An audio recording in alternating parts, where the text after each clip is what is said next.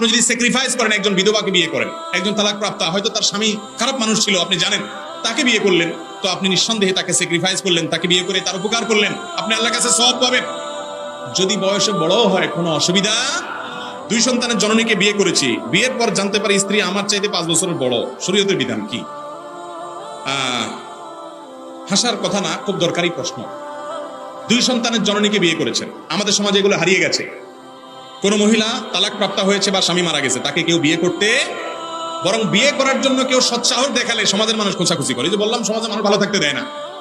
আপনি যদি স্যাক্রিফাইস করেন, একজন বিধবাকে বিয়ে করেন, একজন তালাক প্রাপ্তা, হয়তো তার স্বামী খারাপ মানুষ ছিল, আপনি জানেন, তাকে বিয়ে করলেন, তো আপনি নিঃসন্দেহে তাকে স্যাক্রিফাইস করলেন, তাকে বিয়ে করে তার উপকার করলেন, আপনি আল্লাহর কাছে সওয়াব পাবেন। যদি বয়সে বড় হয়, কোনো অসুবিধা। খাদিজা রাদিয়াল্লাহু তাআলা আনহাকে আমাদের প্রিয় নবী সাল্লাল্লাহু আলাইহি ওয়াসাল্লাম যখন বিয়ে করেছেন, খাদিজা রাদিয়াল্লাহু তাআলার বয়স আমাদের নবীজির চাইতে বেশি ছিল। অতএব নিজের বয়সের চাইতে বড় স্ত্রী, মানে স্ত্রীর বয়স যদি বেশি হয়, তাতে কোনো অসুবিধা